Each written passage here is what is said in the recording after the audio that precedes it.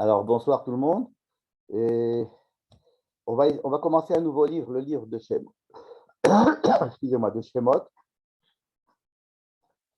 Et, euh, et euh, d'abord, on va se poser la question pourquoi est-ce on a besoin d'avoir un deuxième livre, alors que le premier livre finissait par les enfants d'Israël en Égypte. Et étant donné qu'ils étaient en Égypte, déjà avec Joseph, il n'y avait pas de raison de changer de livre.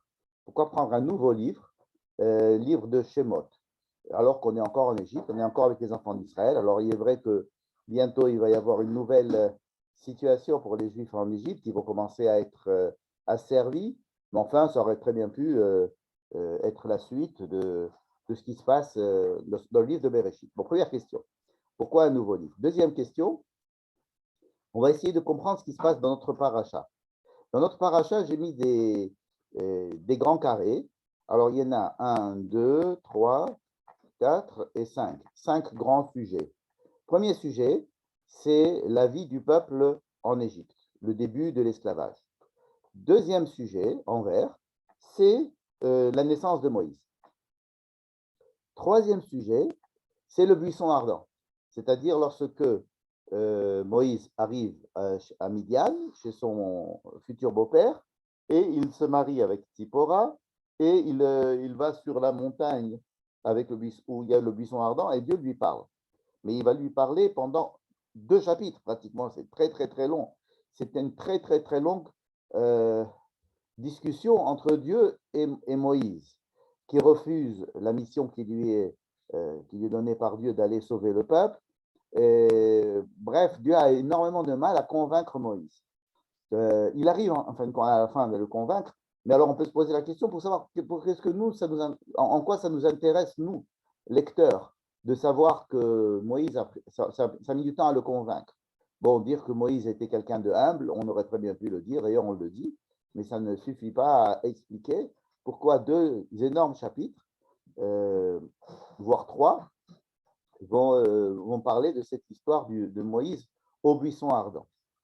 Et après donc ce troisième chapitre, on a dit que le premier, c'était euh, les, les, les enfants d'Israël en Égypte et le début de l'esclavage.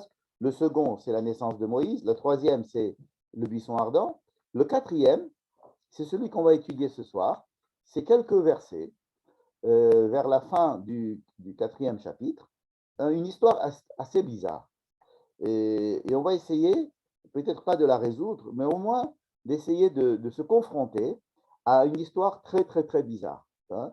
On a l'habitude, quand on lit la Bible, de lire des commentaires qui nous expliquent tout et que tout soit bien lisse et qu'on ait bien compris. Il ne faut pas, surtout pas qu'on soit surpris. Alors, on nous explique tout et tout est bien, qui finit bien. Alors que là, on va voir des versets qui nous surprennent énormément et j'espère qu'on ne va pas sortir de là en nous disant ah bon, bah alors c'était ça, donc au revoir, ça va, tout va bien. Mais qu'au contraire, ces versets restent comme une épine dans le pied et qu'on essaye de continuer à essayer de comprendre qu'est-ce que ces versets font là.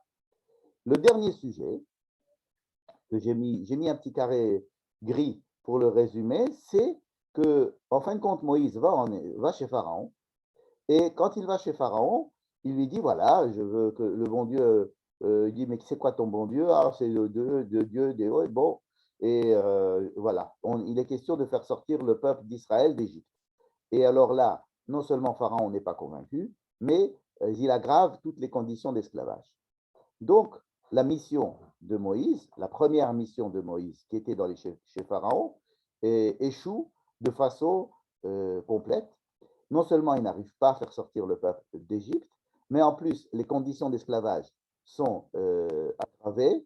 Et le peuple qui commençait déjà à douter de Moïse, là, il ne veut plus entendre parler de Moïse. Moïse, qui ne voulait pas aller chez Pharaon ni sauver le peuple, va revenir chez Dieu en lui disant, mais moi, qu'est-ce que c'est que cette histoire? C'est quoi cette histoire tordue où tu m'as mis? Tu m'as dit qu'il fallait faire sortir le peuple d'Israël, qu'il suffisait d'aller voir Pharaon, et puis voilà que tout est empiré. Donc là, notre paracha la paracha de Shemot, hein, qui commence donc le livre de Shemot, que les chrétiens ont appelé l'Exode, finit avec une fin extrêmement pessimiste, hein, ça échoue. Donc d'abord, je répète, on nous raconte une histoire d'un peuple qui était florissant à la fin du livre de Bereshit et qui là va commencer une période d'esclavage extrêmement pénible. Ensuite, la naissance de Moïse. Ensuite, Dieu va essayer de convaincre Moïse au niveau du buisson ardent d'aller sauver ce peuple. Troisièmement, ce texte que je vous propose d'étudier ce soir et qui est difficile à comprendre. Et quatrièmement, quand Moïse vraiment va accomplir sa mission de sauveur du peuple auprès de Pharaon, il ressort bredouille et toutes les conditions de départ ont empiré. Voilà. À quoi servent toutes ces parties de la paracha? À quoi sert cette paracha? C'est très sympathique de lire des histoires, mais on aurait très bien pu résumer tout cela en une phrase ou un quart de phrase. Moïse, on aurait pu dire, voilà, il s'appelle Moïse, et puis c'est fini. Imaginons qu'on ait peut-être, disons, une dizaine de versets pour nous résumer la situation. Et alors, quel est l'intérêt de cette paracha? Ça, c'est la deuxième question que je pose. La première, je vous la rappelle, c'était pourquoi est-ce qu'il y a un nouveau livre? Pourquoi est-ce qu'on change de livre? Pourquoi est-ce que ce n'est pas la suite, tout simplement, du livre de Bereshit, hein? Pourquoi est-ce qu'on arrive à un autre livre qui s'appelle le livre de Shemot, hein? Vous savez qu'il y a 5 livres, donc on arrive au deuxième livre. C'était la première question. Deuxième question, c'est notre paracha, surtout étant donné qu'il n'y a pas de plaie d'Égypte, il ne s'y passe pas grand-chose à part le fait qu'il y ait le début de l'esclavage et la nomination de Moïse. Vous allez me dire que ce sont des éléments importants pour comprendre la suite. Mais encore une fois, si ce sont des éléments importants pour comprendre la suite, si ce n'est que ça, alors ça se résume en quelques versets. Donc, il va falloir qu'on essaye de réfléchir à la signification de la présence de ces différents chapitres, de ces différentes histoires.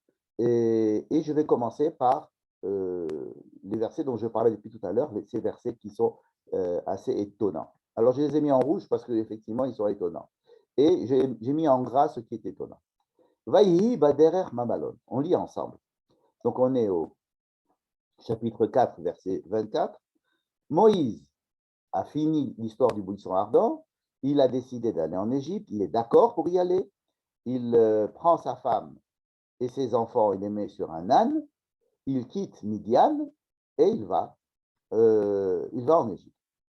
Mais en chemin, Vaïhi Baderer. Alors en chemin, donc on est entre le pays de Midian et l'Égypte. Alors où se trouve le pays de Midian? On ne sait pas, mais il se trouve probablement à côté du mont Sinaï, puisque c'est de là-bas qu'il y a eu le buisson ardent.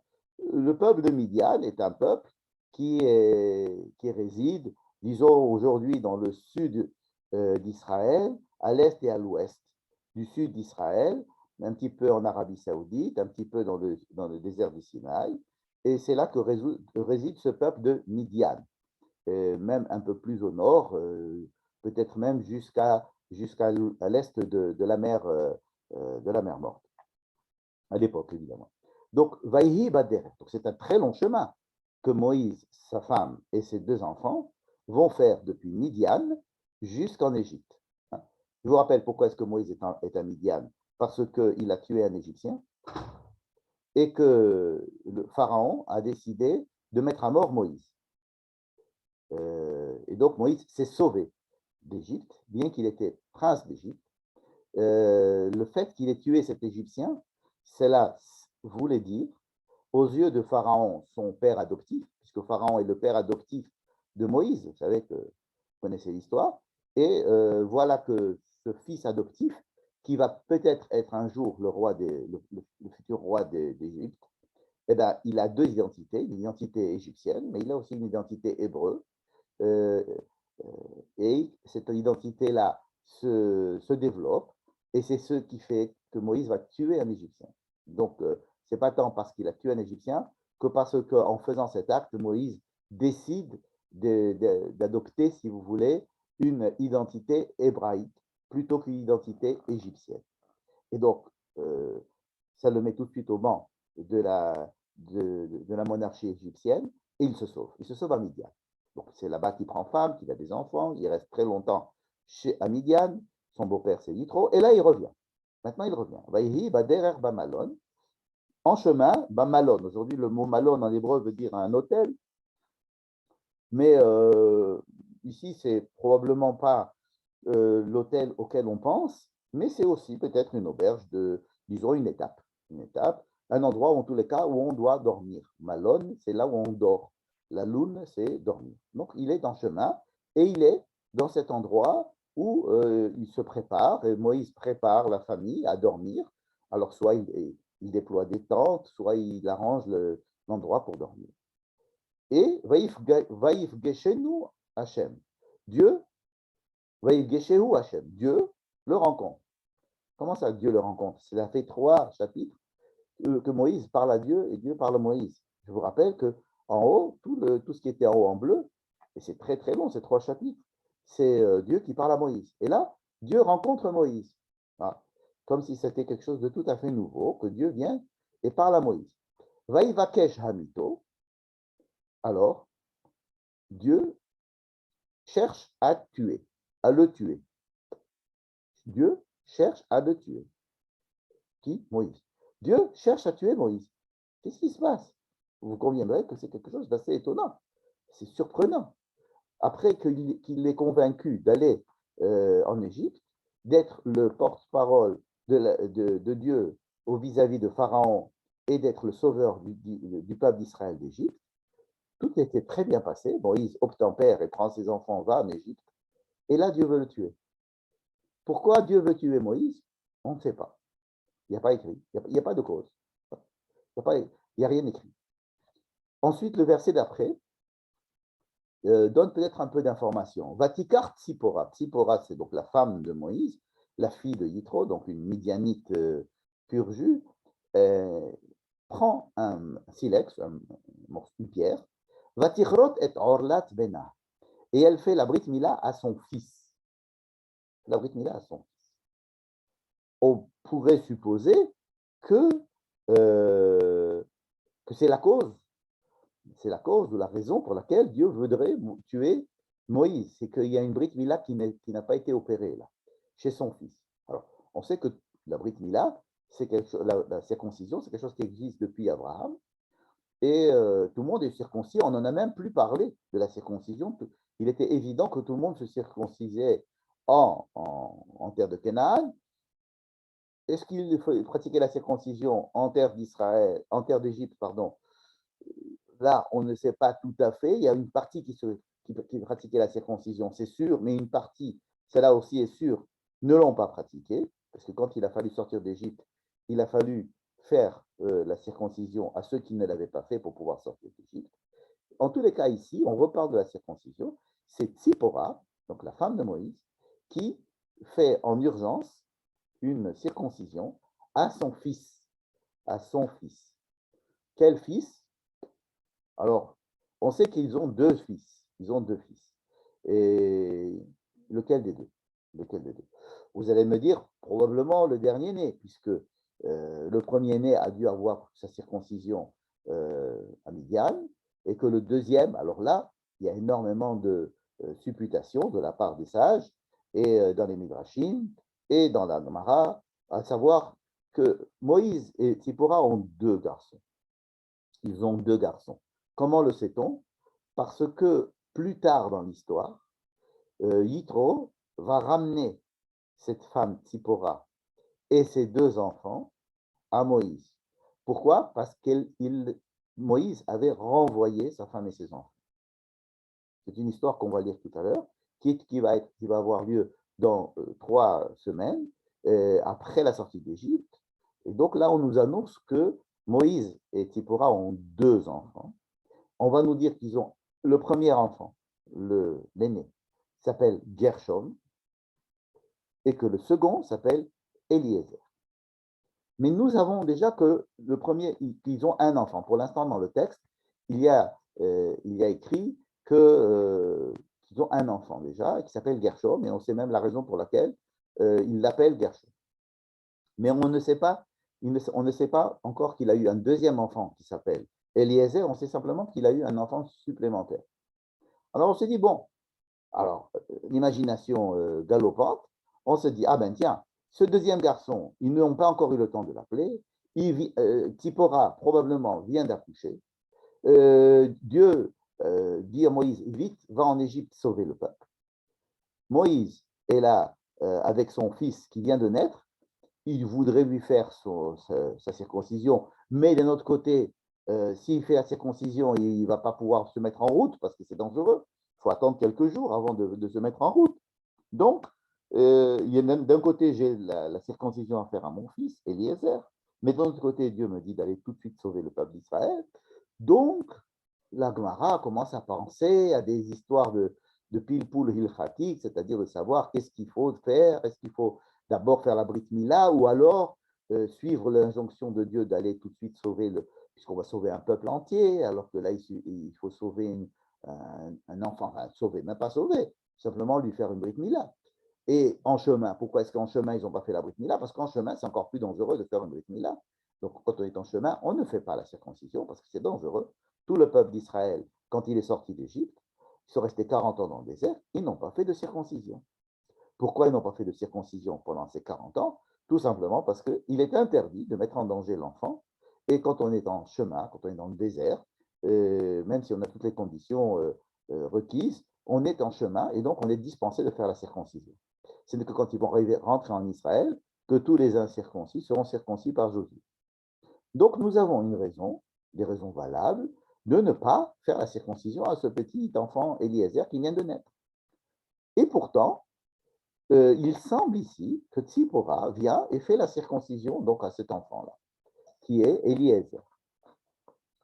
Vataga les raglav, alors là, peut-être elle a fait un geste un petit peu maladroit, elle a peut-être blessé le pied de quelqu'un, alors qui? Allez savoir, est-ce que c'est Moïse? Est-ce que c'est l'enfant? On ne sait pas. En tous les cas, il n'y a même pas écrit qu'elle l'a blessé, on dit qu'elle l'a touché. Et elle dit une phrase, va tomer khatan damim atali. Elle dit, tu es mon khatan. Vous savez ce que c'est un khatan? C'est soit un marié, un fiancé, soit la personne pour laquelle on est en train de faire une cérémonie. On peut dire d'un bar mitzvah qu'il est khatan, n'est-ce pas? Mais là, alors, c'est un khatan de sang. Qu'est-ce que ça veut dire que Tsipora déclare, et à qui elle déclare cela? Que soit Moïse en face d'elle et devient un fiancé de sang, un époux de sang, ou alors que son fils, qui vient de naître, est quelqu'un qui est en relation avec elle, bien quelqu'un au centre d'une cérémonie de sang. Vous admettrez que toutes ces phrases-là sont extrêmement obscures, on ne comprend rien. Vayeref mimenu, alors il a lâché, il a arrêté de le prendre. Qui a arrêté de prendre qui? Alors là, encore une fois, l'imagination de nos sages pense qu'il y a eu un ange qui s'est déguisé en serpent et qui est venu manger Moïse et de la tête vers le bas, ensuite du bas vers le haut, en laissant apparaître peut-être la circoncision de Moïse lui-même. Et que ça serait cela, le désir ou bien la recherche de tuer Moïse. Dans tous les cas ici, alors en s'appuyant sur cet ange qui viendrait vouloir tuer Moïse, donc Moïse est paralysé par un ange de la mort, peut-être, qui vient, et alors là, grâce au fait que Tsipora a réussi à faire une circoncision en urgence à son fils, alors cet ange de la mort a lâché Moïse. C'est une possibilité, mais ce n'est pas du tout écrit de façon claire dans le texte. Tout ça, ce sont des suppositions. Az Amra, alors Tsipora reprend la parole et dit Khatan Damim, encore une fois Khatan Damim, la moulotte. Encore une fois, des mots incompréhensibles, même si c'était un poème, on n'aurait pas pu le comprendre.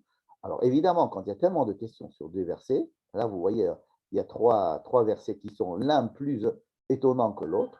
D'abord, un, que Dieu veuille tuer Moïse. On ne voit vraiment pas pourquoi est-ce qu'il changerait d'avis, il veut tuer Moïse comme un vulgaire mécréant. Deuxièmement, que Tsipora aurait sauvé la situation en faisant la circoncision à leur fils, peut-être le deuxième. Troisièmement, que Tsipora déclare, comme si elle voulait donner des noms à ce fils, ou alors à Moïse, un nouveau nom. En tous les cas, elle ne donne pas le nom, mais elle donne la justification d'un nom hypothétique, virtuel, qu'on n'a pas ici, et qui est relié à une alliance de sang. J'espère que j'ai suffisamment éveillé votre curiosité pour vous empêcher de dormir les prochaines 10 minutes. Alors, ce sont ces versets-là qui me turlupinent. Et encore une fois, j'espère qu'ils continueront à vous turlupiner, même après le cours, parce qu'il faudrait qu'on comprenne ça. Et je voudrais les étudier, pas parce que ce sont des versets qui sont difficiles à comprendre, mais parce qu'il me semble, j'ai l'intuition, que nous allons pouvoir donner des directions d'explication aux grandes questions qu'on s'est posées à la base, à savoir pourquoi est-ce qu'on change de livre et pourquoi est-ce que la paracha de Shemot nous raconte des histoires comme ça, alors qu'on pourrait très bien dire, bon, les Juifs étaient en Égypte, il y a eu 10 plaies et ils sont sortis d'Égypte avec la main étendue, et c'est pour ça que nous faisons Pessah, et puis c'est tout. Pourquoi? D'abord, notre paracha ne raconte pas la sortie d'Égypte, encore une fois, elle nous raconte la servitude, et ensuite la nomination de Moïse, et ensuite le premier échec de la sortie d'Égypte. La sortie d'Égypte n'a pas lieu à la fin de la paracha. Donc toutes ces questions-là, autour de ces versets obscurs, ça nous demande un petit peu de réflexion. Alors, ces questions en tête, je vais reprendre un petit peu le cours des choses. Regardez ici comment commence notre paracha. Notre paracha commence comme ça. Ve'el shemot bnei Israël haba'im mitzrayma. Voici les noms des enfants d'Israël qui viennent en Égypte, vers l'Égypte. Bon, on sait très bien qu'ils sont là déjà, hein, et ça fait très longtemps qu'ils sont là. Ils sont là, on sait que au moins 17 ans après Jacob est mort, on sait qu'ils sont allés l'enterrer, ils sont revenus. On nous avait même raconté la mort de Joseph à la fin du livre de Bereshit. Ve'ele shemot ben Israël haba'im Mitzrayim. Voici les noms des enfants d'Israël qui arrivent en Égypte. Comme si on se remettait un petit peu en arrière, comme si on faisait résumé des épisodes précédents. Chose qu'on n'a pas l'habitude de faire dans la Torah, on n'a pas besoin du tout de nous faire un petit résumé des épisodes précédents, on n'a pas à lire ce qu'il y avait avant, c'est tout. Et alors, on continue, ils sont venus avec Jacob, avec Yaakov, chacun avec sa famille, et on nous donne la liste, Reuven, Shimon, Lévi, Yehuda, etc. Et en tout, ça fait 70. Donc, ils étaient 70. Alors, Joseph étant déjà en Égypte, évidemment, on ne peut pas dire que Joseph vient en Égypte à ce moment-là, mais il était déjà en Égypte. Mais Joseph inclus, ça fait 70. Il est très important de dire qu'il sont 70. Bon. Et alors, on nous raconte que cette génération-là est morte et que Pharaon a décidé d'asservir ce peuple et parce qu'il a eu peur de lui, c'est-à-dire l'amour que Pharaon avait envers le peuple d'Israël, enfin ces Hébreux qui sont venus faire fleurir l'Égypte, la sauver de la famine et aider l'Égypte à être la plus grande puissance dans la région, eh bien, cet amour va se transformer du jour au lendemain en une haine terrible, avec un désir d'asservir, voire d'exterminer ce peuple. C'est un schéma que l'on raconte assez facilement parce qu'on est habitué par l'avoir rencontré tout au long de l'histoire du peuple Israël chez les nations. Au début, une très grande joie d'avoir des Juifs commerçants qui développent le commerce par leurs relations et qui font fleurir un endroit. Et puis tout de suite après, un antisémitisme virulent et qui rend les Juifs bouc émissaire de tous les problèmes. Bon. Pourquoi est-ce que je vous ai mis cette phrase-là en gras? Ve'ele shemot bnei Israël habayim mitzrayma. Tout simplement parce que la même phrase existe déjà à la fin du livre de Bereshit. Je vais vous faire voir. Regardez dans le chapitre 46, c'est-à-dire bien avant la fin complètement, mais une paracha avant la fin. Dans le livre de Bereshit, il est écrit Ve'ele shemot bnei Israël habayim mitzrayma. Exactement la même phrase. Et alors là, ils sont vraiment tout à fait justifiés, cette phrase, puisque c'était vraiment pour décrire la descente en Égypte des Hébreux. Et qu'est-ce qu'il y a après? Yaakov ou Banav, il y avait Réhouven, voici les enfants de Réhouven, voici les enfants de Shimon, beaucoup plus détaillés que dans notre paracha. Et on avait dit qu'à la fin, Kol Nefesh, Kol HaNefesh, Kol HaNefesh, Shebet Yaakov Abba Mitzrayma, Shiven. Donc, il c'était 70. Très important, 70. Pourquoi 70? Parce que Israël, comme on l'a déjà dit plusieurs fois, l'une des fonctions essentielles d'Israël, c'est de représenter à l'intérieur de son sein, à l'intérieur du peuple, de représenter toutes les 70 manières d'être homme dans le monde, ce qui correspond aux 70 nations ou aux 70 manières de lire la Torah, c'est-à-dire aux 70 possibilités d'être homme différent sur Terre, d'avoir des vues différentes et de dévoiler des facettes différentes. Il y en a 70.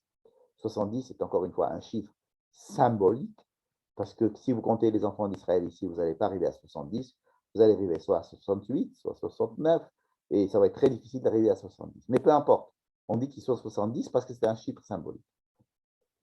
Et arriver en famille, en Égypte, en étant 70, c'est-à-dire qu'on est suffisamment pour pouvoir fabriquer un peuple. Quelque chose d'assez intéressant dans ce petit chapitre de Bereshit, c'est que les enfants d'Israël sont décrits dans un certain ordre, évidemment. On est obligé d'avoir un ordre. Vous savez qu'il y a dans toute la Torah 16 ordres différents de ranger les enfants d'Israël. Reuven, Shimon, Lévi, Yehuda, Issachar, Zebulun, Naphtali, etc. Vous avez donc par la naissance, par la chronologie de la naissance, mais vous avez aussi la possibilité d'intervertir. Et donc vous avez 16, à chaque fois qu'il y a une liste des enfants d'Israël, c'est une liste différente. Des fois, il y a un seul changement, des fois, il y a des changements beaucoup plus importants. Donc, il y a 16 fois la liste des enfants d'Israël dans toute la Torah, et à chaque fois, c'est un ordre différent. C'est comme le kaléidoscope, vous savez, que je ne sais pas si vous vous rappelez de ce kaléidoscope, il suffisait de bouger, puis de voir, simplement parce qu'une pierre de couleur s'est mise ici et a laissé la place à une autre pierre de couleur qui se met à la place, eh bien, on a une vision totalement différente de l'ensemble. C'est-à-dire que non seulement les enfants d'Israël, les Hébreux, dans le peuple d'Israël, représentent toutes les manières d'être, mais en plus, la composition, l'ordre de ces tribus entre eux donne encore une autre manière d'aborder l'humanité dans ces familles. Donc, le peuple d'Israël, c'est le résumé de toutes les familles du peuple, de toutes les familles, pardon, du monde, en rajoutant un élément supplémentaire, c'est l'unité. C'est-à-dire essayer de fabriquer quand même une certaine unité, pas une uniformité, mais unité dans toutes ces composantes. Donc, c'est de montrer la diversité, le pluralisme qui existe à l'intérieur des êtres humains par rapport à leur sensibilité et ce qu'ils peuvent découvrir dans le monde et l'apport de chacun, mais aussi que chacun apportant sa pierre, on puisse fabriquer une unité à l'intérieur de cette pluralité, ce qui est l'une des principales fonctions du peuple d'Israël dans l'histoire du monde. Et donc, je reviens à cette histoire-là de ces versets qui ont déjà été écrits dans le livre de Bereshit. Pourquoi est-ce qu'ils vont être réécrits dans le livre de Shemot? La manière dont ces tribus sont énumérées ici est intéressante, parce qu'on les énumère d'abord les enfants de Léa, ensuite les enfants de Zilpa, qui était donc la servante de Léa, ensuite les enfants de Rachel, plus uniquement Binyamin, parce que Yosef est à part, et ensuite les enfants de Bilha. C'est-à-dire qu'on les décrit comme une famille, hein, une famille avec le côté Léa et le côté Rachel. Tandis que dans notre paracha, c'est exactement les mêmes termes. Ve'ele shemot bnei Israël, haba'im Mitzrayma, mais la liste, elle est différente. L'ordre est différent. Ici, on va mettre d'abord les enfants de Léa, puis les enfants de Rachel, parenthèse uniquement Binyamin, puis les enfants des servantes. Comme si maintenant, il y avait une autre donnée qui était importante, pas simplement la donnée familiale des enfants d'Israël, mais une donnée, j'allais dire, sociale, des discriminations entre les femmes principales et les femmes subalternes, entre des enfants qui vont fabriquer maintenant un peuple, avec tout ce qu'un peuple suppose, à savoir on va passer de la famille à un peuple, puisqu'il va y avoir des données d'ordre social, d'ordre économique, d'ordre hiérarchique qui vont se mettre en place, ce qui n'existe en principe pas dans la description de la cellule familiale. Et donc, ce premier chapitre va nous décrire Ve'ele Shemot Bnei Israël. Voici les noms des enfants d'Israël qui viennent. On a l'impression qu'on répète tout à fait ce qui se passe dans le livre de Bereshit, alors que les petits changements nous indiquent que cette famille va devenir un peuple. Et qu'une famille qui devient un peuple est obligée d'avoir des structures, d'avoir des données, des fois très négatives, qui vont se mettre en place à cause du fait qu'on devient un peuple et qu'on n'est plus simplement une famille, mais qu'il s'agisse des mêmes personnes. Ce qui pourrait donner une réponse à notre première question, à savoir que la différence fondamentale qu'il y a entre le livre de Bereshit et le livre de Shemot, c'est qu'on veut passer de la description de la naissance d'une famille à la description de la naissance d'un peuple, bien qu'il s'agisse des mêmes personnes. Et donc, la coupure entre la fin de Bereshit et le début de Shemot se situe ici, dans la transformation de la description d'une famille vers la description d'un peuple. Et un peuple, c'est quelque chose de beaucoup plus compliqué. Déjà, une famille, c'est pas mal compliqué, mais alors un peuple, ça demande ce sont des domaines totalement nouveaux qui se mettent en place, du genre sociologie, du genre économie, du genre politique, de tous les domaines qui sont institutionnalisés dans un peuple, alors que dans une famille, ils sont beaucoup plus à titre personnel. Donc voilà, nous passons d'individu à un peuple. Et ce n'est pas pour rien qu'on répète les mêmes mots, Ve'ele Shemot Bnei Israël. Donc c'est pour nous dire que c'est vraiment la même chose, mais c'est plus la même chose. Vous voyez, avec des petites différences.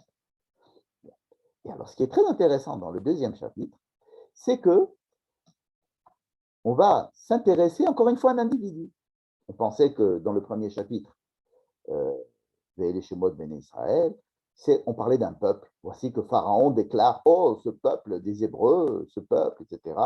Hein, comme diraient des antisémites, ces Israélites ou ces Juifs là, etc. Ils peuvent avoir un très bon copain juif, un très bon ami, etc. Mais ce peuple juif là est insupportable. Donc la première chose que crée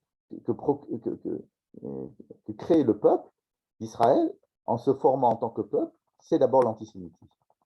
C'est-à-dire qu'on peut avoir des relations très sympathiques avec certaines personnes, mais une fois que c'est un peuple, alors là, écoutez, c'est l'État dans l'État, double allégeance, qu'est-ce que c'est que ça? Ils ont des réunions secrètes, ils veulent diriger le monde, ils ont des relations partout. Enfin bref, le fait que le peuple d'Israël se manifeste en tant que peuple, tout de suite, première manifestation, c'est l'antisémitisme. Et donc, dans le premier chapitre, on parle d'un peuple. Dans le second chapitre, on va parler d'individus, comme si on voulait revenir à notre bon vieux livre de Bereshit. Vous savez, Bereshit, on raconte l'histoire de Noé, d'Abraham, il y a une femme, Sarah, il y a son fils, et cette histoire. Donc, et là, on voit un homme, voyez l'Erkish, un homme. Hein, donc mais cette fois-ci, on va zoomer, alors qu'on avait complètement dézoomé.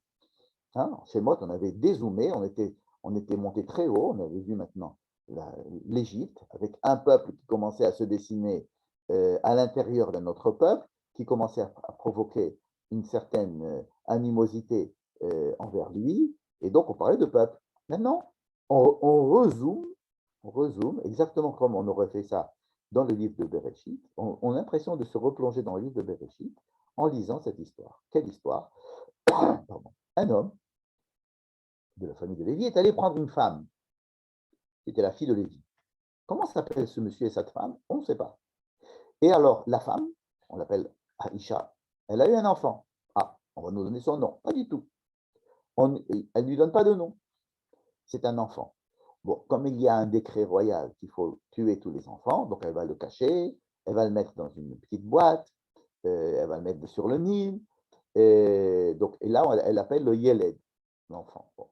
Ensuite, il y a sa sœur, la sœur de cet enfant, on ne sait pas du tout comment elle s'appelle, puisqu'il y a écrit sa sœur, Achoto. Elle va voir, elle va suivre l'enfant dans la boîte sur le Nil. Et la fille de Pharaon. Ah, comment s'appelle la fille de Pharaon? On ne sait pas, c'est la fille de Pharaon. Elle vient en tant que fille de Pharaon, pas du tout en tant que Bithia, parce qu'on sait qu'elle s'appelle Bithia. Et elle vient, elle ouvre la boîte, elle trouve un enfant qui pleure, elle sait que c'est un enfant des Hébreux, et on l'appelle Yeled, des fois on l'appelle le Nar, tout cet enfant, et la sœur va aller chercher, va chez Séphar. Vous voyez, tout ça c'est très personnel, et c'est à la fois extrêmement anonyme, dans le sens où il n'y a pas de nom. Il n'y a pas de nom. Le monsieur dont on parle depuis le début, voyez l'air Ish, il a un nom que l'on va connaître très très bien dans la suite des événements. Hein. Il s'appelle Amram. C'était même l'un des notables du peuple juif, Amram. Amram. Sa femme, on la connaît très bien, c'est Yocheved. Hein. La sœur, on la connaît très bien, c'est Myriam. Hein. Cet enfant, bon, on sait qu'il va s'appeler Moïse, mais on ne lui donne pas de nom. Et le texte insiste pour l'appeler l'enfant, le fils, le jeune homme, le nourrisson. La fille de Pharaon, on connaît très bien son nom, elle s'appelle Bithia. Bithia va se convertir au judaïsme, elle va sortir avec les Juifs d'Égypte, elle va se marier avec un des grands dirigeants du peuple d'Israël, Caleb Ben Yefuneh. Toutes ces histoires-là sont racontées dans la Bible. Et pourtant, alors que notre livre s'appelle Les noms, Shemot, voici les noms des enfants d'Israël, c'est-à-dire que les enfants d'Israël ont des noms, et avec ces noms-là, dans le premier chapitre, on insiste vraiment pour fabriquer un peuple, mais à partir de noms, il y a des noms qui fabriquent un peuple. Et puis là, on repart à zéro, on parle de gens totalement anonymes. Et donc Moïse, qui va être nommé Moïse par la fille de Pharaon, est né d'un homme anonyme, d'une maman anonyme, avec une sœur anonyme, sauvée par une femme anonyme qui est la fille de Pharaon. Et c'est cet enfant-là qui va nous occuper pendant tout ce chapitre. Pourquoi? Comme si on voudrait nous donner le sens même de la difficulté qui se présente ici.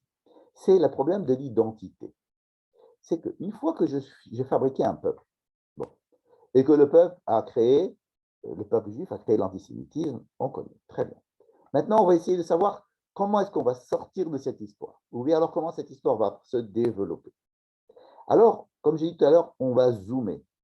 Mais on va zoomer pas du tout à la même manière que l'on a fait dans Bereshit. Quand on nous a dit qu'il y avait Abraham, on nous disait que c'était Abraham, il avait une femme, tout de suite on disait le nom de Sarah. Ils avaient un enfant, tout de suite on nous dit le nom de l'enfant. C'était des noms de gens qui n'étaient pas du tout anonymes, ils avaient des noms. Alors, dans le livre des noms, nous allons rezoomer sur des personnages qui n'ont pas de nom. Pourquoi? Parce qu'on veut, à partir de zéro, remontrer comment est-ce qu'on va reconstruire, retricoter, si j'ose dire, retricoter l'identité, qui est l'identité de quelqu'un qui appartient maintenant à un peuple.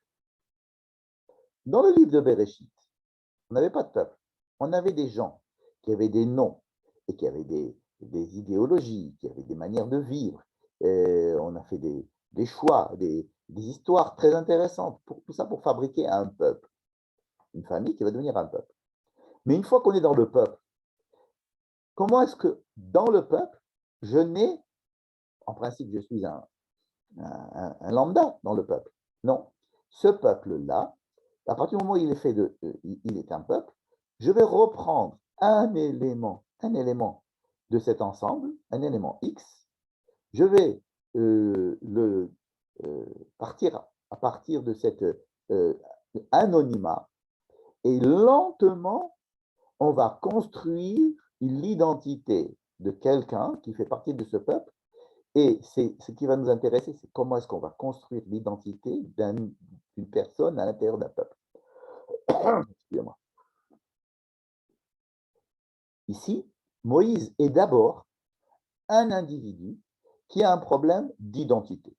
Alors, on ne peut pas avoir plus de problèmes d'identité que cela. Il est né d'un homme et d'une femme hébreux, mais il a été adopté par la fille du pharaon qui a lui-même ordonné à ce qu'on tue tout ce genre d'enfants, qu'on les jette au Nil. Il va naître, il va grandir dans la maison d'un pharaon qui lui-même a dû être très embêté par la présence de ce fils adoptif de sa fille, qui est lui-même un hébreu, alors que lui-même il avait donné un décret de tuer tous les enfants hébreux, mais il a probablement essayé de cacher cette identité hébraïque de son fils adoptif. Et voilà que ce fils adoptif, qui est tout à fait anonyme, qui a un nom égyptien, un nom donné par la hiérarchie égyptienne, va commencer à dévoiler, à chercher quelle est son identité. Est-ce qu'il est égyptien? Est-ce qu'il est hébreu? Alors, on connaît l'histoire, il va sortir, il va voir un Égyptien en train de frapper un Hébreu, il va prendre part dans le conflit, il va prendre part du côté de l'Hébreu parce qu'il est, est-ce que c'est parce que c'est un Hébreu seulement ou parce qu'il est frappé par quelqu'un d'autre? Il va prendre la défense d'un peuple opprimé, il va prendre la défense de l'opprimé. On peut dire, bon, il ne prend la défense de l'opprimé que parce qu'il a des grands idéaux et il prendrait la défense de n'importe quel opprimé face à n'importe quel oppresseur. Mais ce n'est pas comme ça que le voit Pharaon, donc il va aller se sauver, il va aller chez Midian. Mais alors, en allant à Midian, là-bas, il va être un homme égyptien, on va l'appeler. Il y a un homme égyptien qui est venu. C'est comme ça que les filles de Yitro vont le décrire auprès de leur père. Un Égyptien est venu nous aider, nous sauver. Alors, il a maintenant une troisième identité. Il n'est peut-être plus hébreu, surtout que les Hébreux là-bas, ils ne l'ont pas très bien vu. Il a rencontré des Hébreux très méchants qui lui ont dit eh oh, qui tu es toi? Toi, tu n'es pas un Hébreu, toi, tu es un Égyptien, on ne veut pas de toi. On ne veut pas que tu nous fasses la loi ici entre nous, les Hébreux. C'est-à-dire qu'il a été rejeté par les Hébreux. Il a été rejeté par les Égyptiens puisque le pharaon maintenant veut le tuer. Il veut tuer cet héritier indigne. Hein. Il va chez Midian, donc il va peut-être se fabriquer une troisième identité à Midian. C'est pas. Donc, toutes ces histoires, si vous voulez, qui nous paraissent assez romanesques, très, très sympathiques, on en fait des films, on se régale de ce genre d'histoire. Mais, en fait, c'est surtout les problèmes d'identité d'un homme anonyme qui naît dans un peuple et qui va retricoter cette identité qui avait été faite par les patriarches. C'est-à-dire que les patriarches, en tant que patriarches, c'était des gens nommés, c'était des gens qui avaient des visions du monde, qui avaient des philosophies de la vie, qui ont développé cela, qui ont fait un certain tri, qui ont fabriqué une famille avec une ligne de conduite et une spiritualité, si vous voulez. Puis là, on se retrouve dans un peuple. Et un peuple, ce n'est pas un ensemble de personnes qui pensent la même chose. On n'est pas un peuple, les peuples des Hébreux, c'est un peuple qui est un peuple d'Hébreux. Il est vu à l'extérieur comme un peuple d'Hébreux, mais de lui, de l'intérieur, comment est-ce que quand je nais dans un peuple hébreu, est-ce que je suis hébreu? En quoi est-ce que je suis hébreu?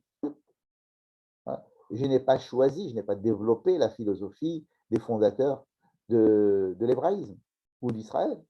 Je suis né par hasard d'un homme et d'une femme. Je suis moi-même un enfant. Et puis, on me plaque cette identité. Pourquoi est-ce qu'on va me plaquer cette identité? Qu'est-ce que ça veut dire que rentrer dans un peuple qui va subir ce qu'il va subir en tant que faisant partie de ce peuple. Même s'il ne veut pas faire partie de ce peuple, on va l'imposer, lui imposer son appartenance au peuple. Même, je ne veux pas être juif.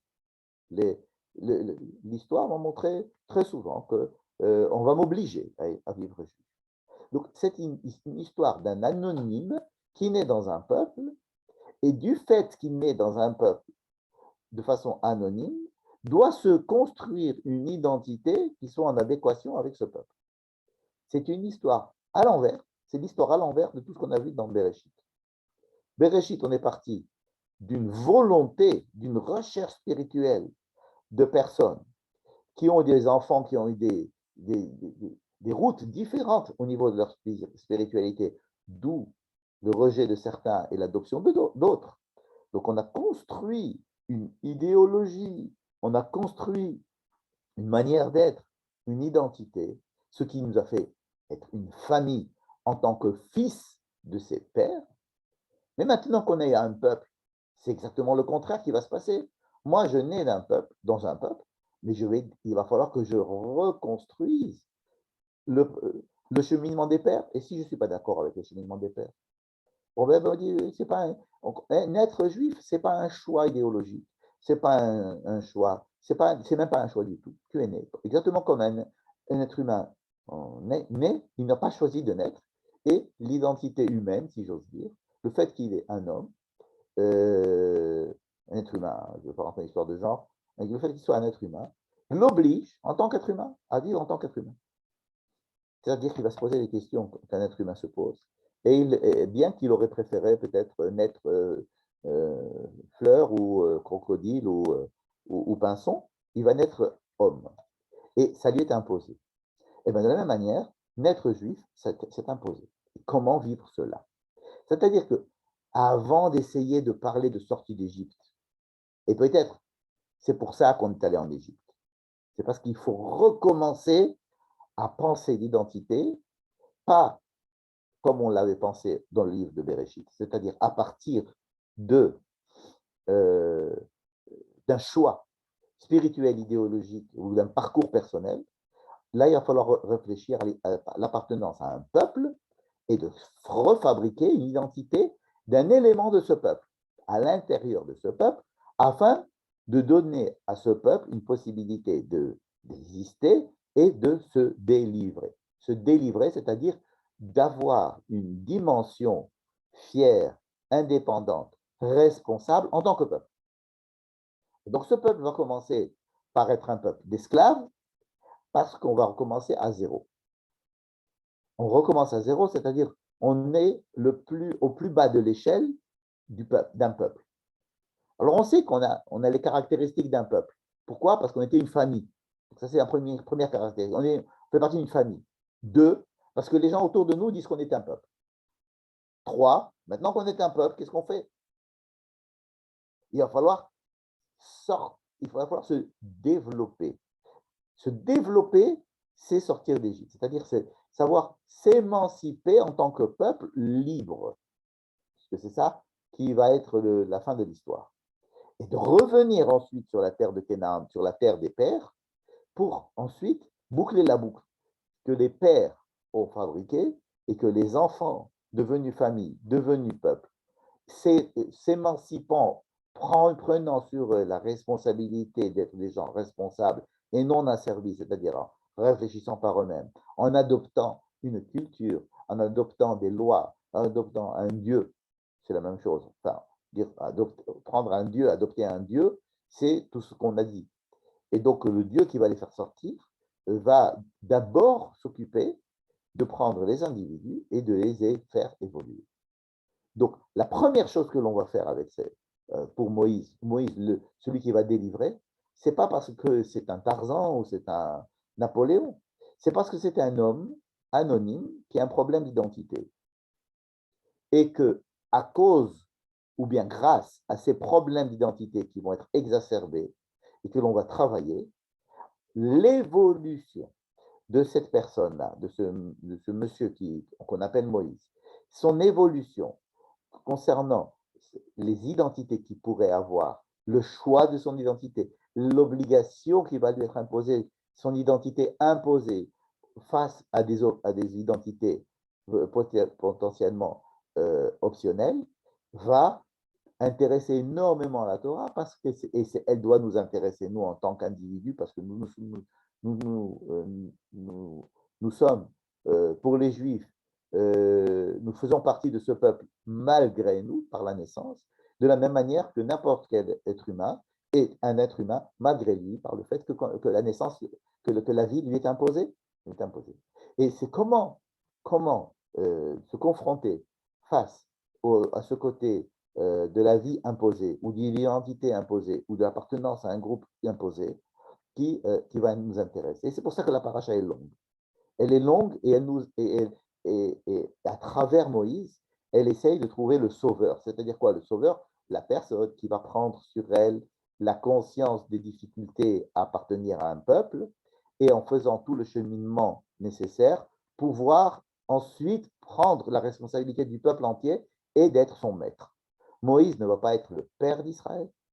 Il n'est plus question d'être le père de quoi que ce soit. Le père, c'est dans le livre de Bereshit. Ici, il va falloir être celui qui va éduquer. Éduquer, c'est-à-dire proposer, essayer d'enseigner quelque chose. C'est quelque chose qui doit s'acquérir, pardon, et pas quelque chose qui doit être simplement une option. Je nais juif, alors comment est-ce que je deviens juif? Voilà comment est-ce qu'on va sortir d'Égypte. Et donc, la naissance d'un homme où la Torah insiste pour que son père et sa mère soient anonymes, alors qu'après on les connaîtra très très bien leur nom, que sa sœur soit anonyme, que la femme qui va le prendre soit anonyme, et que lui-même soit anonyme jusqu'à un certain stade où c'est les autres qui vont l'appeler, il va avoir des problèmes d'identité terribles. Et c'est euh, dans ces choix et dans ces combats d'identité que ça va se passer. Mais ces combats d'identité que Moïse vit, c'est le Avtipou, c'est-à-dire le modèle de ce que n'importe quel être humain pourrait vivre en tant qu'être humain, ou un juif, faisant partie du peuple juif, devrait se poser pour pouvoir se délivrer. Se délivrer, encore une fois, ça voudrait dire être responsable et acquérir de façon totalement responsable et fière, et en prenant toute la responsabilité de cette identité-là qu'on m'a imposée et que je dois acquérir. Paradoxe de l'être humain, mais paradoxe encore plus vécu chez le juif. Donc, ça va justifier que toutes ces discussions très longues entre Dieu et Moïse, ce refus d'assumer, et le fait que Dieu est obligé, hein, comme si Dieu pouvait être obligé, mais Dieu est très intéressé, c'est même l'intérêt principal de Dieu, c'est que l'homme qui est en face de lui, et tout homme qui est en face de lui, fasse ce travail de prise de conscience, et il est bon que cette personne refuse. Pourquoi? De prendre la responsabilité de son identité et la responsabilité de tout son peuple. Parce que ça veut dire il a compris le problème. Hein, quelqu'un qui vous dira, oui, il n'y a pas de problème, moi je viens. C'est-à-dire qu'il n'a pas compris. Il n'y a que quelqu'un qui dit, non, non, je ne suis pas d'accord, mais je suis égyptien, je suis peut-être hébreu, peut-être je n'ai pas encore choisi, puis ça ne m'intéresse pas le peuple d'hébreu. J'ai eu une très mauvaise expérience à la base avec ces hébreux-là. C'est à cause d'eux que je me suis enfui d'Égypte, parce qu'ils sont allés rapporter au commissariat ce que j'avais fait, etc. Au lieu de me remercier, donc ce refus d'être juif, parce que les autres juifs, ça ne me convient pas, et en plus, ce n'est pas ma mentalité. Ce refus qu'on m'impose, c'est exactement le refus que Dieu attend d'un homme pour pouvoir être sûr qu'il commence un petit peu à se mesurer au vrai problème de l'identité.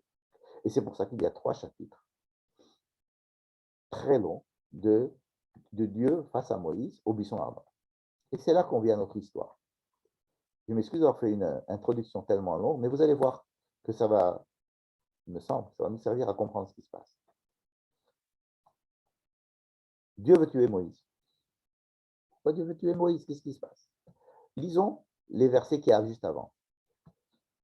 Moïse retourne du buisson ardent chez son beau-père, Yitro. Il lui dit, écoute, j'ai reçu un ordre de Dieu, et il semble que Yitro sache sait très bien de quoi il s'agit. On dit Dieu. Pour Yitro, ça, pas de problème. Je vous rappelle que Yitro fait partie du peuple de Midian et que le peuple de Midian est un descendant d'Abraham. Hein.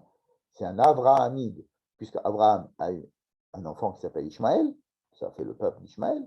Il a eu un enfant qui s'appelle Yitzhak, ça fait le peuple d'Yitzhak, qui va devenir le peuple d'Israël, mais il a eu aussi beaucoup d'enfants avec Madame Ketura. Et un de ses enfants, c'est Midian. Et ses enfants font la Brit Mila, entre parenthèses. Ce sont tous des descendants d'Abraham. Bon. Et donc Yitro, il sait très bien de quoi il s'agit. Quand Moïse va chez Yitro, il sait aussi très bien qu'il est en train d'aller chez ses cousins germains, et il est très possible qu'il veuille adopter. Il a peut-être il est tenté d'adopter peut-être une identité de Midian qui est assez sympathique. À la fois, je ne suis pas hébreu, parce que les Hébreux, ce sont des gens insupportables. Je ne suis pas égyptien, parce que de toute façon, je suis adopté, je ne suis pas égyptien vraiment. Et donc, Midian, c'est une option identitaire totalement valable pour Moïse. C'est pas que ça ne lui tombe pas du ciel, cette histoire de Midian. Il est allé vers la terre de Midian. Et il est très, très lié avec son beau-père Yitro, qui est un chef spirituel de Midian. Donc, Moïse va demander la permission à son beau-père. S'il lui demande la permission, c'est qu'il y a un lien suffisamment fort entre eux pour que la possibilité de faire ce que l'on veut ne soit pas donnée à Moïse. Et a priori, Yitro lui dit, d'accord, pas de problème, tu peux y aller. Alors, après, il y a un verset qui dit que Dieu est allé chez Moïse, il lui a dit, allez, il faut y aller. Comme si soit Moïse, il n'était pas très chaud d'aller en Égypte, soit Yitro, il lui a dit, tu peux y aller, mais reste quand même. En tous les cas, ici, Dieu est obligé de revenir encore une fois, lui dire, allez, ça suffit, il faut que tu ailles en Égypte. Peut-être aussi que ce verset, comme on avait des années précédentes, on avait émis l'hypothèse que ce verset faisait allusion à une deuxième mission de Moïse qui était retourné en Midian et on lui demandait de revenir en Égypte, enfin, peu importe. Vaikar Moshe et Tishto, c'est là que ça commence à être intéressant. Moïse prend sa femme, Vet Banav, c'est la première fois qu'on voit qu'il a deux enfants. Pour l'instant, on savait qu'il avait un seul enfant, Gershom. Et donc, il prend ses deux enfants, il les met sur l'âne, pauvre âne qui reçoit sur lui déjà 3 personnes au moins, ou 4, puisqu'il est au lit, ou alors plusieurs ânes, on ne sait pas. Donc il rentre. Vaikar Moshe Mate Elohim, bon, il n'a pas que sa femme et ses enfants et l'âne, il a aussi un bâton. C'est le fameux bâton qu'il avait trouvé, qui s'était transformé en serpent et avec lequel il a fait déjà des miracles au niveau du buisson arbre. Donc il prend tout ça et il rentre. Vayomer Hashem el Moshe, encore une fois, Dieu apparaît à Moïse. Tiens, il vient de lui parler, Dieu parle à Moïse. Et il lui dit, lorsque tu iras en Égypte, quand tu retourneras en Égypte, tu vas voir tous les miracles que j'ai déjà faits, que je t'ai déjà mis entre tes mains, et tu les feras devant Pharaon. Et moi, je vais endurcir le cœur de Pharaon, et il ne renverra pas le peuple d'Israël. Et tu diras à Pharaon, ainsi a parlé l'Éternel, béni Bechori Israël. Mon Israël, c'est un peuple qui correspond à mon fils aîné, comme si les peuples étaient tous des enfants de Dieu et qu'il y avait un fils aîné. Fils aîné, donc un fils encore plus responsable que la responsabilité des autres enfants. Béni Bechori Israël. Voilà, tu vas aller chez Pharaon, tu vas lui dire cette phrase. Mon Israël, le peuple d'Israël, c'est mon fils aîné.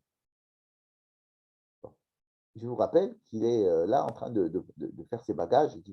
Il est en route pour partir en Égypte. Qu'est-ce que cette histoire-là? Il y a parlé pendant 3 chapitres déjà. Or, toi, Pharaon, rappelle-toi, je t'ai déjà dit de renvoyer le peuple d'Israël et tu n'as pas voulu. Et c'est pour ça que je t'ai envoyé des plaies d'Égypte. Et maintenant, je vais tuer ton fils aîné. Cette phrase-là,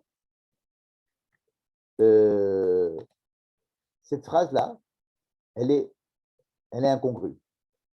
En fait, cette phrase-là, elle manque très, très, très loin à la fin des 10 plaies. Juste avant la dernière plaie, la plaie des premiers-nés, il manque une phrase pour dire que Dieu va dire, que Moïse va dire chez Pharaon, attention, maintenant je vais t'envoyer la 10e plaie. C'est cette phrase-là, qu'on appelle la Hatra.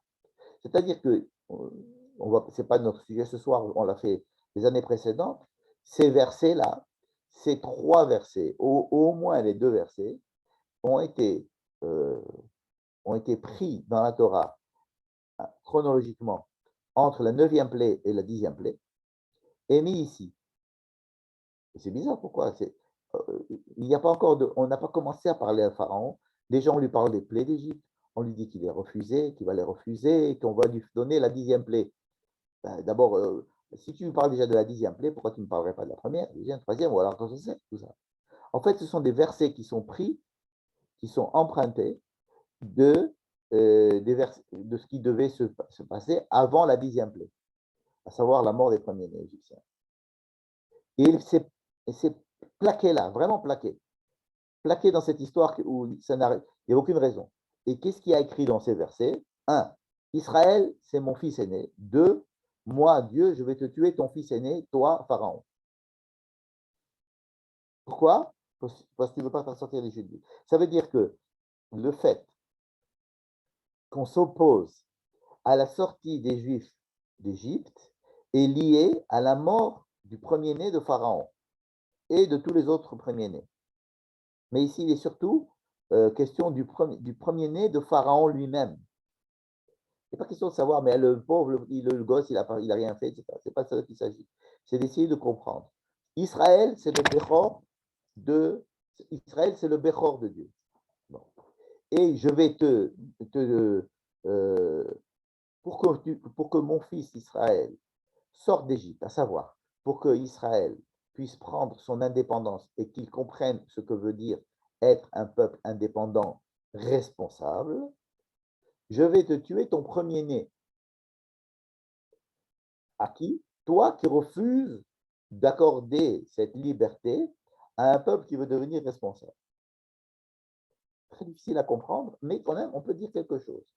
Qu'il y a un lien entre le refus de sortir d'Égypte ou le refus de faire sortir d'Égypte, c'est-à-dire est-ce que les Hébreux veulent sortir d'Égypte ou est-ce que les Hébreux sont prêts à sortir d'Égypte ou est-ce que l'Égypte est prête à faire sortir le peuple de chez eux, c'est lié avec le fait que le premier-né, il est question de la vie ou la mort du premier-né.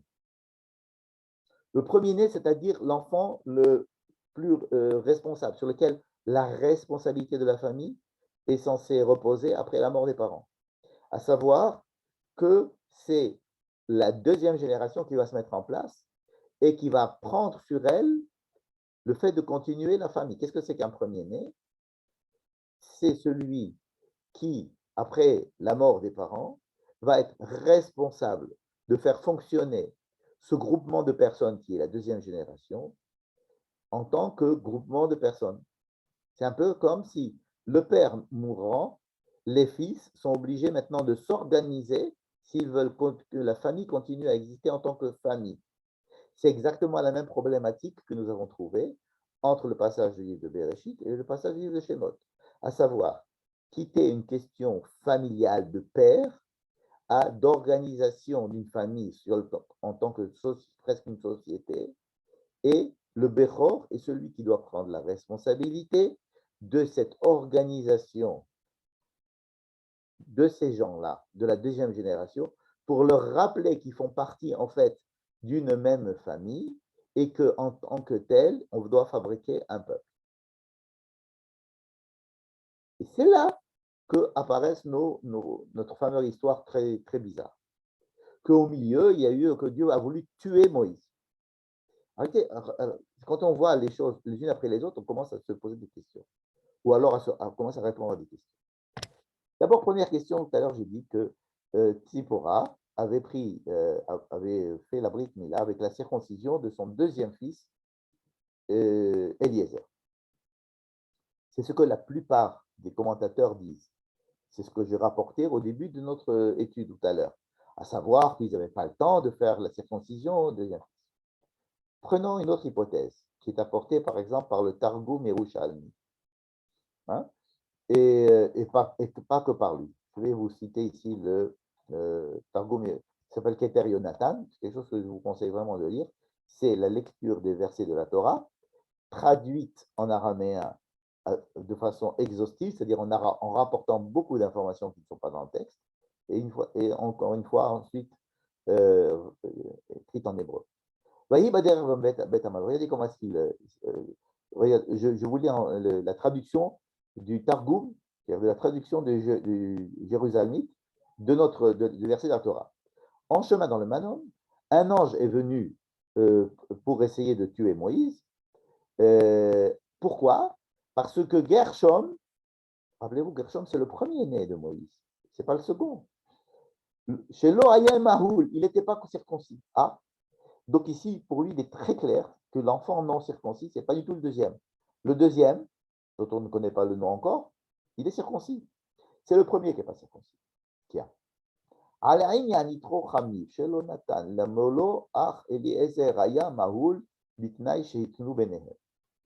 là, on nous raconte quelque chose qui n'est pas écrit dans la Torah, c'est que Yitro avait donc Moïse comme gendre et il lui a dit, écoute, je connais pas tes problèmes d'identité, tu as envie d'être hébreu, tu as envie d'être égyptien, tu as envie d'être midianite, écoute-moi, ce que je veux, c'est mes petits-enfants. Je veux que le premier petit-enfant qui va naître, il soit comme moi. Je te donne ma fille à condition que ton premier enfant, il soit de culture midianite. Le deuxième, et troisième, quatrième, t'en fais ce que tu veux. Mais le premier doit être midianite. Voilà ce que nous raconte le Keter Yonatan. Donc, il est question ici pas du tout du deuxième enfant de Moïse. Il s'agit du premier enfant. Et qu'est-ce qui s'est passé avec ce premier enfant? Moïse appelle ce premier enfant, je suis un étranger ici. Moïse déclare à propos de ce premier enfant, je ne suis pas maître des choses. Mon beau-père m'oblige à ce que mon premier enfant, il aille à l'école midianite, qu'il fasse sa prière midianite, qu'il fasse sa circoncision midianite. Et donc Moïse l'appelle, au moins il a cette liberté d'appeler son fils, je ne peux pas faire ce que je veux ici. Il l'appelle, je suis un étranger dans une terre étrangère. Voilà comment il appelle son fils Gershom. Ger Haïti Beres Noflia. Le deuxième, il est à lui. Dieu l'est. Elohé Avi Be'ezri. Dieu m'aide. Dieu m'a aidé contre Pharaon. En fait, le deuxième, il est circoncis à la manière juive, à la manière hébreu. Le premier Gershon doit être circoncis à la manière midianite. On va dire quelle différence il y a entre une circoncision midianite et une circoncision hébreu. Sur le plan technique, il y a une différence. Pri'a, Mila, Pri'a ou Mila, Bli Pri'a, peu importe. Il y a une différence ilhatique entre les deux. Mais ce n'est pas tant sur le mode de la circoncision, comment ça va se passer techniquement, si on va simplement couper un morceau de chair, retrousser ce morceau de chair, peu importe les détails de la circoncision. Ici, il s'agit beaucoup plus d'un refus de Moïse de faire la circoncision à son fils Gershom à la manière midianite. Moïse ne fait pas la circoncision à son premier fils Gershom en se disant, je vais attendre peut-être d'être en Israël, d'être en Égypte, chez mes frères. Il y a un problème ici d'identité de Moïse qui se traduit dans est-ce que mon fils Gershom, le premier, le Bechor de Gershom, alors revenons à notre texte. Ici, il est question maintenant, d'après ce qu'on vient de voir, il est très probable qu'il ne s'agit pas de la circoncision, oui ou non, du deuxième enfant qui vient de naître, qui est un nourrisson, on ne peut pas lui faire la circoncision, c'est dangereux, etc. Pas du tout. On parle de Gershom qui est déjà beaucoup plus âgé. C'est le premier-né. Mais Moïse ne lui a pas fait la circoncision. Pourquoi? Soit parce que Yitro lui a interdit de faire la circoncision, soit parce que Moïse ne voulait pas faire la circoncision à la manière midianite, soit parce qu'il n'avait pas encore décidé de savoir qu'est-ce qu'il voulait être, midianite, hébreu ou égyptien. Il y a une grande discussion de savoir qui était circoncis et qui n'était pas circoncis en Égypte. On sait que beaucoup d'Égyptiens étaient circoncis et que beaucoup d'Hébreux n'étaient pas circoncis. Et que, si vous voulez, l'histoire de la circoncision ici est au centre du problème. Il y a le problème de la circoncision, le fait qu'on veuille tuer le premier-né, puisqu'ici Dieu cherche à tuer, mais on n'a pas dit il veut tuer Moïse ou il veut tuer le premier-né, peut-être il va cacher Hamito, Dieu veut tuer. Alors, si on met un à un ces versets, on voit que Dieu, pour justifier que son peuple, Israël, qui est son aîné, puisse survivre et sortir vivant et se développer d'Égypte, on met en balance la vie ou la mort du fils de Pharaon, qui est censé être l'autorité en face, et la vie et la mort du fils de Moïse ou de Moïse lui-même, qui est censé faire sortir le peuple d'Israël d'Égypte. Je suis en train simplement de mettre les uns à côté des autres les éléments de puzzle que nous venons de voir. On n'a rien expliqué pour l'instant. Mais il semble que la circoncision soit directement liée, la circoncision du premier-né surtout, soit directement liée à la sortie d'Égypte. Vous allez me dire, drôle d'idée. Pas du tout. Regardez le texte lui-même. Le texte lui-même dit, voici la loi de l'agneau pascal, c'est-à-dire de ce que l'on doit faire le seder de Pessah. Pour pouvoir manger de l'agneau pascal et sortir d'Égypte, il faut être circoncis. Si un homme, même s'il n'est pas juif, mais qu'il veut manger de l'agneau pascal, il veut participer à la sortie d'Égypte, eh bien, il est obligé de faire la Brit Mila. Ou malta auto az yochalbo. Kol arel lo yochalbo. Et les lois qui vont limiter les personnes qui sont autorisées à participer au Seder, par exemple, à manger du sacrifice pascal, ou même à sortir d'Égypte, à l'époque de la sortie d'Égypte, l'une des conditions sine qua non, c'était de faire la circoncision. Il y a même d'ailleurs une phrase que nous récitons au moment de la circoncision, Bedamaï Chachaï, n'est-ce pas? C'est-à-dire qu'il y a ici le sang versé par la Brit Mila, par la circoncision, et le sang versé lors du sacrifice de l'agneau pascal. Ces deux sangs sont mélangés en tant que deux sangs qui vont assurer la survie du peuple d'Israël. C'est par ces deux sangs que tu vas vivre. Pardon. Voilà ce que dit Yecheskel. Va omarlach bedamaïr chayi. Va omarlach bedamaïr chayi. Et c'est quoi bedamaïr? Tes sangs. Tu vas vivre dans tes sangs. Les deux sangs, c'est la circoncision et le sang versé dans le sacrifice de l'agneau pascal pour sortir d'Égypte et chaque année pour faire la fête de Pessah. En fait, la sortie d'Égypte, ça va être une prise de la carte d'identité nationale du juif. La Brit Mila, la circoncision, va faire rentrer le juif à l'intérieur du peuple. Il y a ici deux entrées, deux alliances. Une qui va obliger, qui va marquer, sceller dans la chair d'un nourrisson qui n'a rien demandé, à qui on ne va rien demander non plus, et qu'on va on va marquer justement le fait qu'il rentre à l'intérieur du peuple juif, pas parce qu'il l'a décidé, parce qu'idéologiquement il est d'accord avec les idéaux du peuple juif. On peut dire qu'il n'y en a pas on peut dire qu'il n'y a pas d'idéal du peuple juif, à part cette pluralité que va développer le peuple d'Israël, parce qu'il va développer cette pluralité qui est en son sein, et cette unité qu'il doit y avoir dans cette pluralité.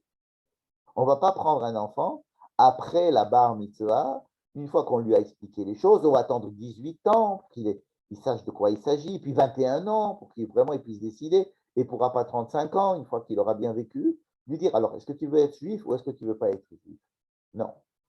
On va lui imposer le fait d'être juif à sa naissance. À 8 jours, on lui fait la circoncision. Pour marquer dans sa chair cette appartenance qui lui est imposée. De la même manière, comme j'ai dit tout à l'heure, que le fait d'être un être humain, c'est imposé à chaque homme à sa naissance. Il y a quelque chose d'imposé qui est injuste parce que c'est imposé. Aujourd'hui, on n'aime pas ce qui est imposé. On veut choisir tout. On veut choisir son genre. On veut tout choisir. Hein. Mais là, il y a quelque chose qui va à l'encontre de la nature qui dit non, il faut admettre qu'il y a des choses qui sont imposées. Je ne peux pas décider de tout. Mais justement, en acceptant le fait que ça me soit imposé, que je sois né, que je naisse et qu'on me fasse une marque, qu'on m'inscrive au fer rouge, que je suis juif et que j'appartiens à ce peuple imposé, ce cheminement qui va faire que je dois appartenir à ce peuple. Et ensuite, les lois qui vont régir l'appartenance à ce peuple en tant que peuple libre, ces deux choses sont liées. Le sang de la circoncision, le sang, ça veut dire quelque chose de violent, de douloureux, qui ont fait couler du sang. On n'est pas en train de signer un papier, en train de faire couler du sang. Pour sortir d'Égypte, on fait couler du sang de l'agneau, on fait couler du sang. Et ces deux sangs sont la base de la vie. Aujourd'hui, c'est imbuvable, j'allais dire. C'est pas possible, ça ne se comprend pas. Et c'est pourtant ce qui est inscrit ici. C'est de ça qu'il s'agit, c'est de ça qu'il semble s'agir. Moïse, tu es un mec super. Tu as des problèmes d'identité, tu as réussi à bon, ok, tu as décidé d'aller sauver le peuple hébreu, très bien. Mais sache que ce n'est pas du tout une partie de plaisir. Et sache qu'il y a quelque chose ici qui met ta vie à toi en danger, la vie de ton fils en danger, c'est-à-dire que tu dois accepter dans ta chair l'entrée dans cette identité qui t'est imposée pour pouvoir ensuite développer cette identité dans ce peuple-là qui t'est imposé comme identité, pour pouvoir avoir une chance de faire sortir de là.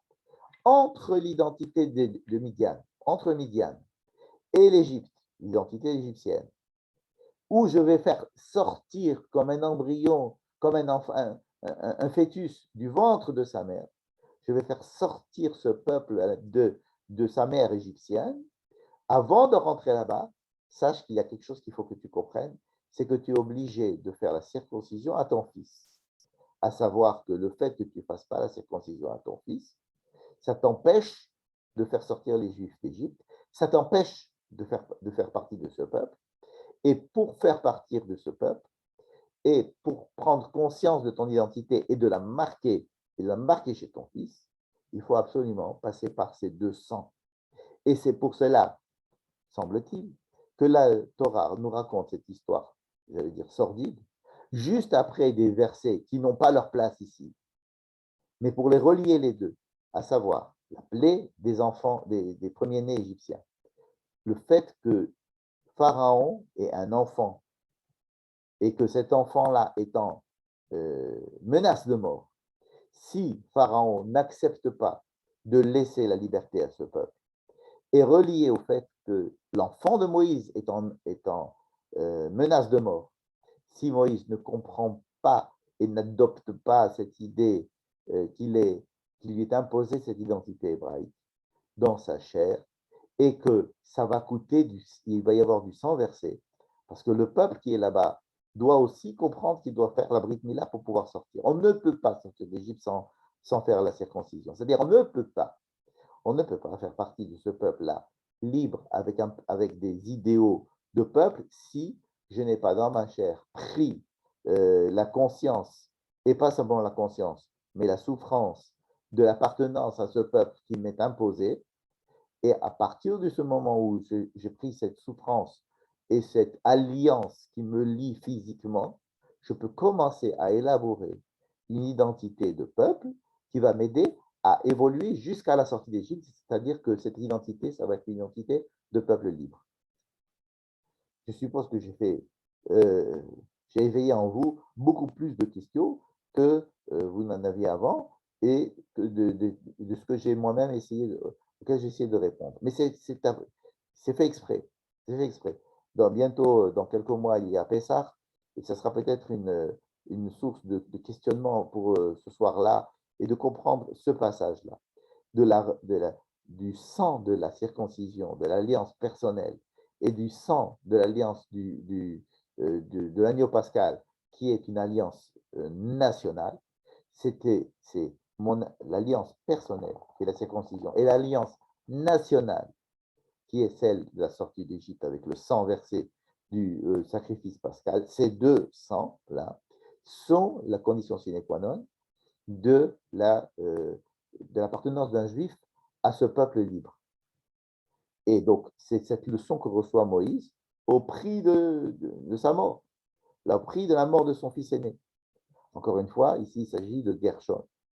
Et alors, tout à l'heure, vous allez me poser la question, me dire, mais attends, mais Moshe ne voulait pas lui faire la Brit Mila. Pourquoi? Parce qu'il voulait faire une Brit Mila, il voulait faire la circoncision juive, et il ne voulait pas lui faire la circoncision midianite, n'est-ce pas? Mais la circoncision midianite et la circoncision juive, c'est la même circoncision, c'est la circoncision d'Abraham. Tu ne vas pas commencer maintenant à me dire que tu n'es pas abrahamique de ce genre, mais abrahamique de ce type. C'est-à-dire que le choix de savoir comment est-ce qu'on va le faire, je le fais par opposition à mon beau-père, ou alors je le fais pour montrer à mon beau-père qui je suis. Tout ça, ce sont des raisonnements qu'il faut dépasser pour pouvoir entrer dans le monde de ce que j'appellerais de la kfia. Kfia, c'est-à-dire qu'on est obligé. Il y a des choses qui sont dans lesquelles nous recevons euh, par, pas par choix, hein, parce que ça nous est obligé, on est obligé de rentrer. Et justement, une fois que je suis à l'intérieur de cette obligation, alors, quand j'ai pris sur moi cette chose-là, je peux avoir une évolution au niveau de l'identité qui peut m'amener peut-être à la sortie d'Égypte. C'est un petit peu ce qui va se passer au niveau du don de la Torah. Donc, toute notre paracha, en fait, a une problématique beaucoup plus actuelle que l'on croyait. Et le fait que, par exemple, la tentative de faire sortir le peuple juif d'Égypte par simplement en disant, bon, voilà, il y a le bon Dieu, il m'a envoyé, on va en sortir, ça ne marche pas. Il y a un échec. Les choses sont très compliquées. Les histoires d'identité, l'histoire de prise de conscience d'identité, l'histoire de prise de prendre sur soi l'identité, c'est aussi prendre sur soi les échecs. Les échecs, tout n'est pas, c'est pas, ça ne passe pas, ne se passe pas. Ok, alors tu n'as qu'à faire la circoncision, tout ira bien. Après, tu fais le Corban Pessah, et tu vas sortir d'Égypte. Pas du tout.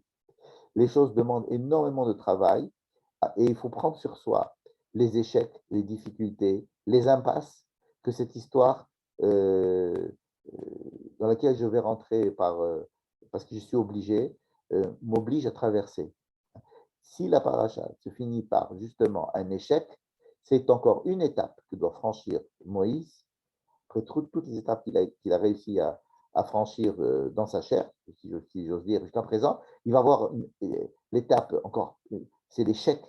Tous les Juifs vont lui dire, tu nous as menti, Pharaon s'est joué de toi, Dieu s'est joué de toi, tu t'es joué de nous.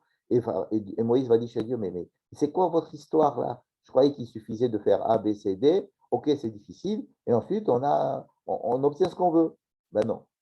Et non seulement il y a une kfia, c'est-à-dire une obligation, quelque chose qui m'est imposé à la base, mais en plus, les difficultés de la vie et le fait qu'on n'ait aucune promesse de réussite, on n'a aucune promesse de réussite, et pourtant on continue le combat, ça fait partie de ce qu'il doit comprendre pour prendre sur lui cette difficulté de l'identité d'Israël, qui est peut-être une identité, la difficulté de prendre sur soi l'identité humaine, mais qui était exacerbée à l'intérieur du peuple juif.